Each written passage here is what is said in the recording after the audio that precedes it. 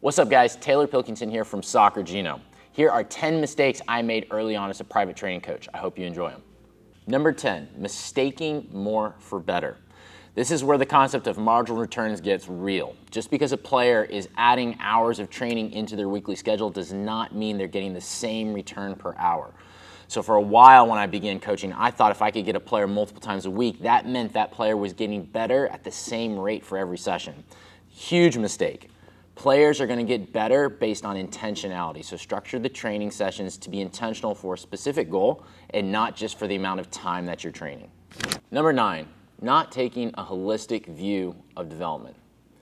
Early on, a major mistake I made was I wasn't viewing the player's development holistically. If we were working on footwork, I needed to be able to explain how does this tie back to the real game. If we were working on passing, we need to talk about the moments of the game the passing pattern was applicable. So in all of the training sessions, now what we look for is how do we tie the training back to the real game for the player so that it makes sense. Number 8, thinking it was my story.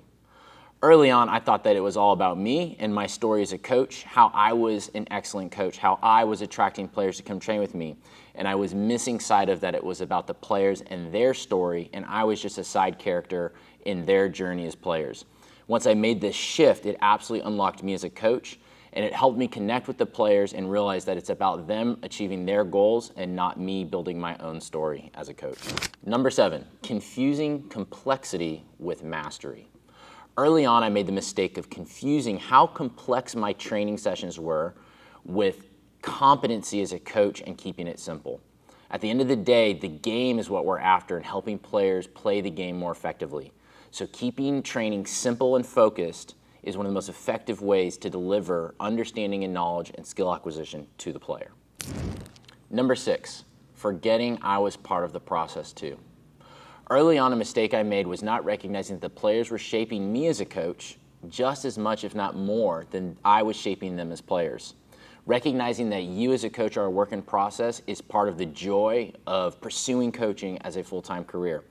And it's so exciting to see how the players are daily going to challenge you as a coach and bring to the surface areas you need to grow just as much as you are trying to help them develop in their skill within the game of soccer. Number 5, confusing busyness with progress. Just because a player is busy and active does not mean it's efficient and they're getting better. So a huge mistake I made early on was keeping players too busy without understanding where's this all going, what is the focus, and what is the end goal I want from the player. Helping the players understand where we're going is going to help you as a coach be more guided in how you are leading them to that goal. Number 4, thinking I was only a coach and not also building a brand. One mistake I made early on was not recognizing that I was building a personal brand. How I represented myself on the field, how I interacted with players, were all coming together in people's perception of the brand I represented. So remember, you're not just laying out cones, you're not just instructing players, but you're also building a personal brand. Number 3, missing the forest for the trees. Early on, a mistake I made was I would get so caught up in the momentary day-to-day achievements of players and of my own goals that I wanted to achieve as a coach that I couldn't zoom out far enough to just take in the long-term direction I was going and the players were going on their own journey through soccer. Stay focused on where the players are going, not where they are today. The end goal is that they walk away loving the game of soccer and that they want to continue to keep coming back to it. And if we can accomplish that goal as the coach, we've done our job. Number 2, coaching just for the game of soccer and not the game of life. Early on, a mistake I made was just so being caught up in the game of soccer that I didn't fully appreciate the important impact I was making in players' lives. At the end of the day, if we zoom out far enough, the game is going to end for everyone. And so my role as the coach was helping prepare players to take their transferable skills that they learned in soccer and apply them to the real world. This has ended up being the most rewarding piece of coaching, and I wish I had known it earlier. Number 1, coaching more to the mind than to the heart. Early on, probably the biggest mistake I made was prioritizing a player's mind and how they understood and learned new skills than going after their heart and falling in love with the game of soccer. Today, my number 1 goal when I walk into a training session is to make sure that a player falls in love with the game of soccer. If they do that, they will keep coming back and they will learn new skills and they will develop. But if you don't go after the heart, it doesn't matter how much skill they learn, they won't come back to the game. I hope you enjoyed this video on these 10 mistakes I made early on as a private training coach.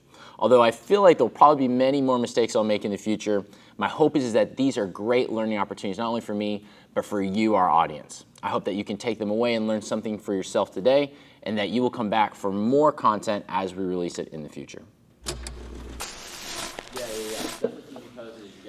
What's up, guys? It's Evan, the producer, cameraman, video editor extraordinaire, and I just want to say a big thank you to everybody for watching this video and that's been keeping up with us. We have so much knowledge coming y'all's way, you don't even know. Thanks for watching. That's my hot seat take today. I like it.